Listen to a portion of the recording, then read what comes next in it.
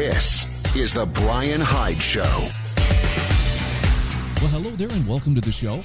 Hey, Eric Peters joins me as he does each Tuesday at this time. Eric, how are you? I'm good, Brian, though I'm a little bit miffed this morning. I woke up to read the U.S. Attorney for the District of Columbia, Trump's appointee, mouthing off about how people who legally own guns had better not come to D.C. For any reason at all. And if they are, they can expect the full weight and force of the law to be to come down upon their shoulders. Really bothersome. I used to live in Northern Virginia, so I understand that it's illegal for anybody, pretty much, other than the police, to have a gun in the district. And I would understand it if she had said something like, it's illegal under DC law to carry firearms, so I discourage people from coming into the city, even if you have a permit. That would have been reasonable. Instead, she just violently went after it and bared her fangs and snarled. And it made it seem, the way I read it, it just came across as she's just itching to arrest and throw people under the jail if they dare to come into D.C. with a gun. And what does that say about her attitude toward guns and toward lawful gun owners? Now, the next step of this thing to me is what Trump is going to do. Will he do nothing? Will he apologize for her? And I personally think this should be a job ender for her. For her to come out and say that. For those wondering, this is is it Janine? Judge Janine Pirro, who's a Fox Media personality that Trump appointed to be a high federal official. So, we voted for this man because we assumed this man was going to be pro 2A. This is not very pro 2A. Just like Kash Patel and then Trump himself, basically saying it's okay for federal goons to shoot you if you carry a lawfully owned gun to an area where there's a protest and you get into some kind of an altercation with ICE goons. Never mind that you didn't touch your gun or draw it. They can kill you for that, and you deserve it because you carried a gun.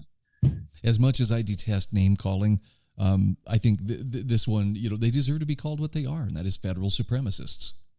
Where everything the federal government wants. It gets better all the time, and then Trump, in another display of gratuitous, churlish, jejune, poo-flinging, goes after Massey again. And calls Massey a liberal. And not only does he call him a liberal, which is hilarious, but in addition to that, he engages in these completely scurrilous personal attacks, against the man's wife. And I find that particularly interesting coming from a guy who is known to have been a serial adulterer, married, 3 times, had to pay off an escort to keep her story out of the press. So he's defaming Massey and saying things about his wife. It's despicable, and it's beyond just despicable. It is totally unnecessary. He's single-handedly bringing MAGA down, in my opinion. He's trashing a man who aligns with most of the MAGA agenda most of the time, but because Massey actually has some backbone and principles and doesn't slavishly go along with absolutely everything Trump says, that brands you as a traitor. He demands almost like Stalinist worship of everything the man says. I don't like that, and I don't think any reasonable person would like that. No, I'm with you there. And to me, the Massey versus Trump thing, and it's not that Massey spends all of his time, obsessing over Trump. Massey's obsession, and I say this from years of having followed the guy, read what he writes, followed his track record on what he votes for versus what he can't. Massey is all about sticking to the principles that he feels are at stake here. It's not about, because this person is in office, now I have to abandon my principles. This is the best illustration I can think of between being a statesman versus being a politician. Keeping in mind that politicians will say whatever they feel like they have to say in order to get elected, then they'll do whatever they have to do in order to stay in power. Whereas a statesman, Ron Paul, another good example, is willing to be hated, misunderstood, misrepresented, and unfairly maligned because they stick to principles, which was the whole point of why they're serving in the first place. Yeah, ultimately, don't we have more respect for and even admire people who stick to their guns, as opposed to people who just will bend over and go with whatever way the wind is blowing? And, Massey was not elected to slavishly worship Trump. He was elected to serve the constituents, the people in his district, not Trump. And I really have a problem with the way Trump is excoriating not just him, but he did the same thing to Marjorie Taylor Greene. Yep. He was practically, reverential toward Marjorie Taylor Greene when she was useful to Trump. when she backed him and promoted him constantly. But the minute she said, "Hey, wait a minute, didn't you say we were going to get to the bottom of this Epstein stuff? Didn't you say that you were gonna disclose?" All of a sudden, she's a traitor. He used that word. He called her a traitor because he considers it traitorous to be anything other than abjectly loyal to him personally. He said that in his rant on social media. I'm looking at the article that you had posted on that. This line especially really gets me. And he's Trump is trying to prop up a particular candidate who's running against Massey, saying that he is running because he realizes Thomas Massey has been totally disloyal to the President of the United States and the Republican Party. Did he swear an oath to the President of the United States and Republican Party, or was it the U.S. Constitution, which is supposed to limit government to its proper role? It's very clear that Trump views himself as the object of loyalty, period. And this isn't just one case; it's repeated. Everybody who has been in his circle, you can find multiple examples of this. The minute that you depart from absolute doggy devotion to Trump, you're an enemy. He demands unquestioning, absolute obedience from everybody, and that's tone deaf. That's bad news. Somebody who actually wants to be an effective leader will take constructive criticism from the people around him and say, people who say, "Well, wait a minute, this might not be such a great idea, and here's why." I've seen nothing that indicates that Massey is malevolent in the sense that he's going after Trump to get Trump. He just has a different point of view about certain things. And one of the things he had a big difference of opinion with was this whole COVID stuff. I posted a video going back into the day. He was one of the few people in any position of power to actually come out and question that narrative. Meanwhile, we had Trump, who declared the emergency that never ended, that led to election months, that led to Joe Biden, and who still says the vaccine saved millions of lives. And he's willing to go after people who are inconsequential, who've done absolutely nothing to anybody, but he's not willing to go after Fauci. He's not willing to go after Bourla. In fact, Bourla is a great businessman. Come on down to the Oval Office and get a pat on the back and a fresh government contract. I'm tired of it. And I think a lot of people are getting tired of it. There was an election, a special election that was just held in Texas, and a Democrat won. These people, don't they see what's coming? The governor candidate in my state won by nearly 20 points. If they don't stop it and correct this by the midterms, the Republicans are going to lose both houses. I'm convinced of it. They're going to get blown out of the water. And then what? What does Trump think he's going to just continue to stomp around like a crazed gorilla, putting posts on social media? He thinks that's going to keep him politically viable. They're going to remove him from office if the Republicans lose the majority. He will be removed from office. It's an absolute certainty. And then come 2028, you don't want to know what we're going to get come 2028. Yeah, there are a lot of promises that Trump has made that have yet to be fulfilled. One of the biggest ones being that there will be accountability for, say, the Epstein list and the accusations of corruption and fraud. And we've seen so much evidence of this, but how many arrests have been made, of people in high positions of power who participated in that fraud or participated in, whatever it was that Epstein was a part of? I'm still waiting. But right. And they're obsessing, Trump and his people are obsessing about election fraud back in 2020. And I'm not saying that that's not a legitimate thing. It is, but it is now 6 years in the rear view. People are more concerned with what's going on right now. And frankly, at the end of the day, the more significant injustice is that people like Fauci and Bourla walk free.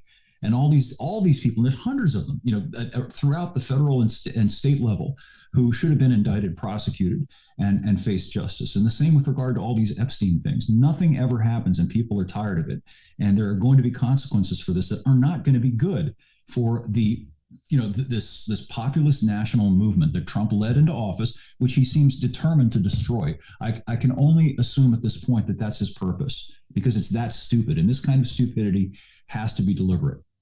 No, I'm with you there. And I know there are some people who are hearing this who are probably feeling like, man, you guys are attacking Trump. You must totally be for the leftists. And that's not the case. This is about recognizing when a cult of personality is forming and taking care not to be swept up in that cult of personality by virtue of just emotion, which, I'm sorry, much of what you just described that Trump is doing, it's running on emotion. Yes, I'm grateful he prevented Hillary from being elected, but, as far as how he's conducting himself, please don't tell me we can't do better.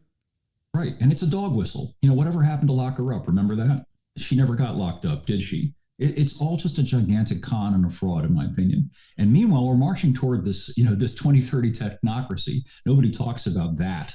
And nobody talks about, remember shortly after the inauguration, he had this big ceremony in the White House with Larry Ellison and the other two guys touting this great AI infrastructure panopticon that they're gonna impose on us, and that's continuing to be built. All the while, everybody's going back and forth and nattering about all this political stuff until it becomes a fait accompli. It's pretty alarming.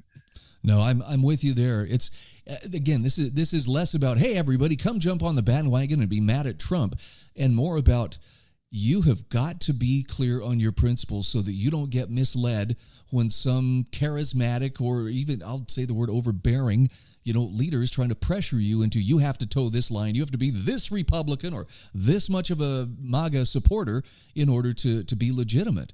No, yeah, if your principles are square, you're legitimate. The hard part's sticking to them.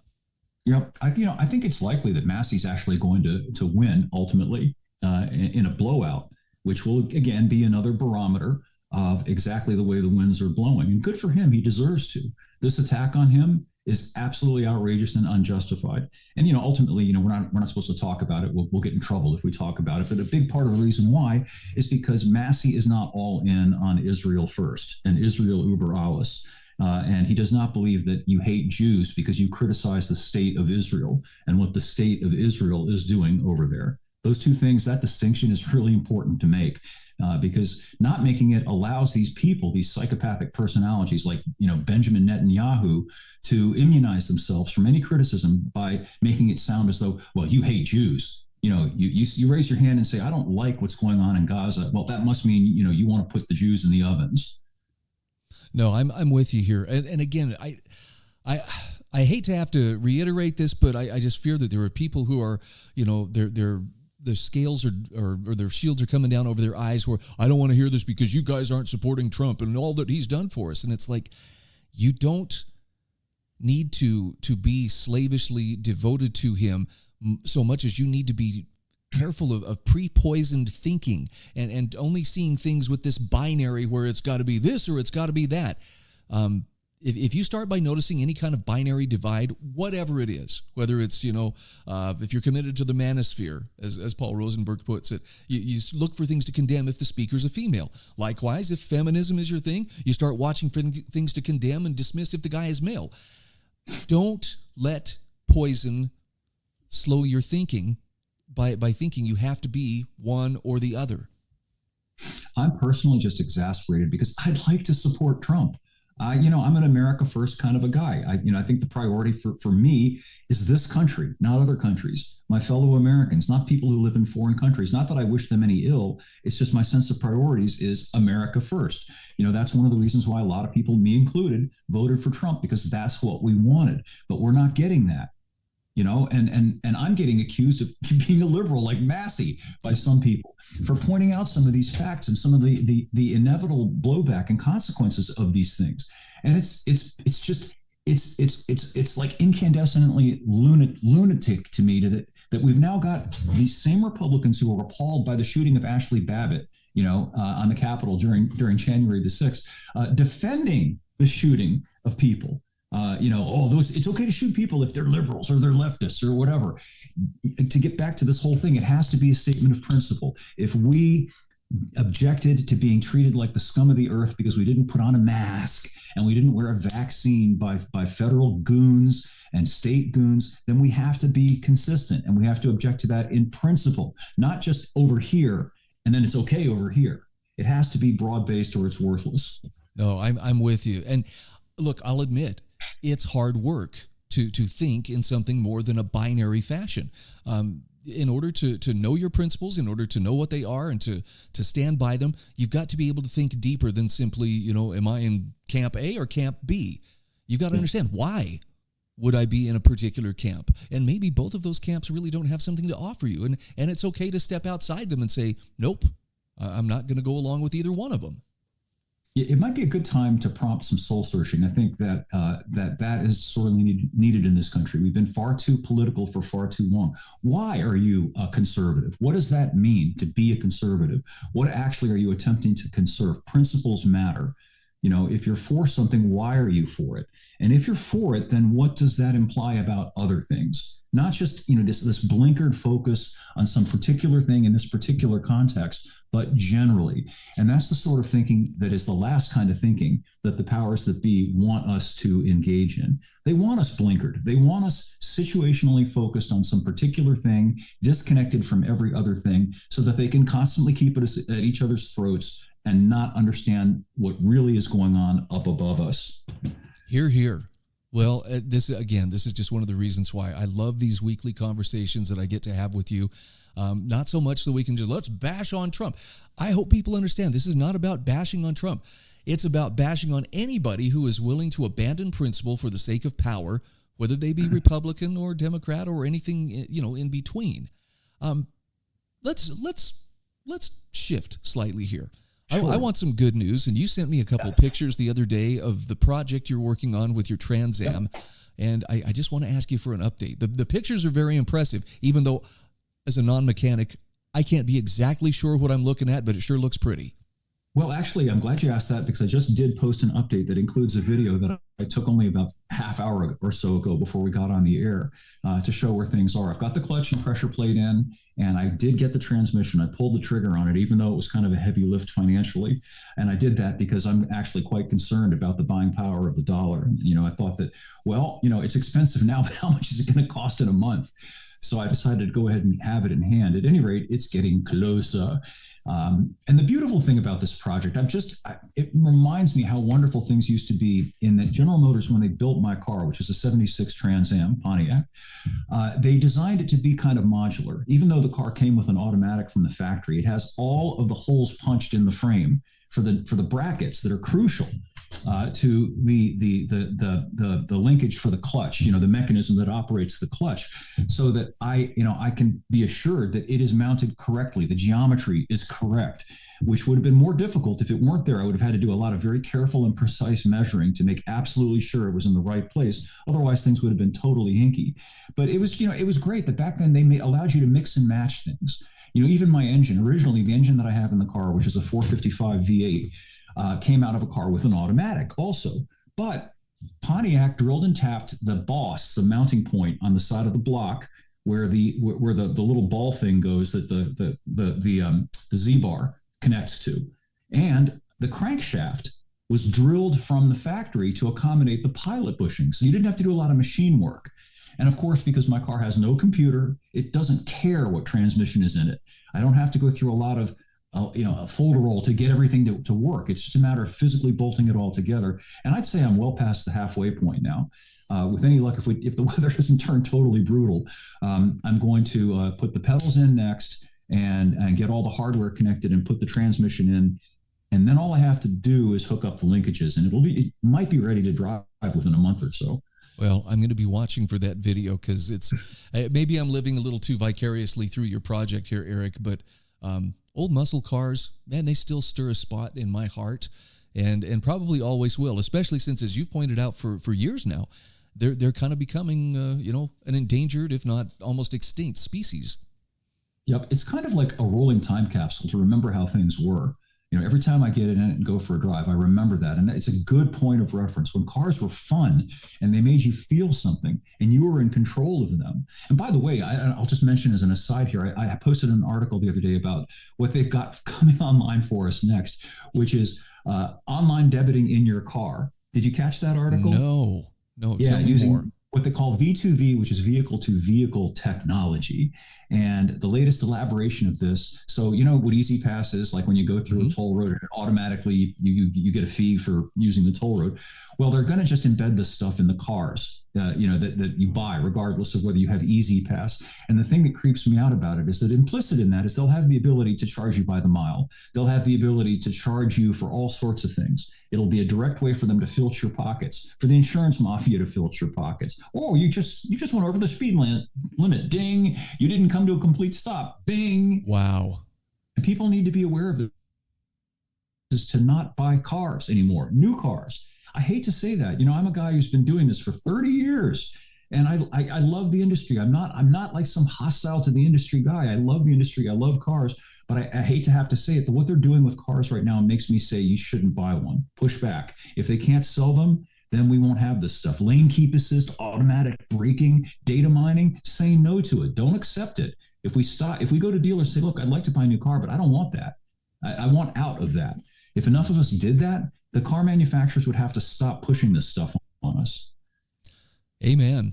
Yeah, you're making. My wife sometimes wonders, why do you hang on to that old Tahoe? I've got a 20-plus-year-old Tahoe, and you know what? It needs work. It needs regular maintenance, and yet I love it because it represents something that I can take off road without worrying about it getting scratched or dinged or anything. The wheelbase and turning radius on this thing is amazing, and I don't have a ton of surveillance software keeping track of everything, including me, to worry about. Right, and it's still fixable.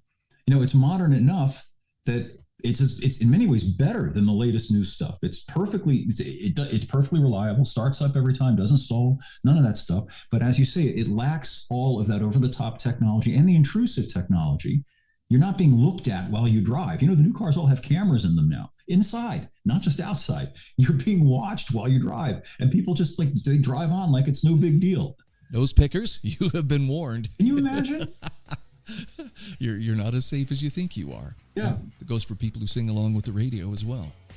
Eric, this is true. Great as always to catch up with you.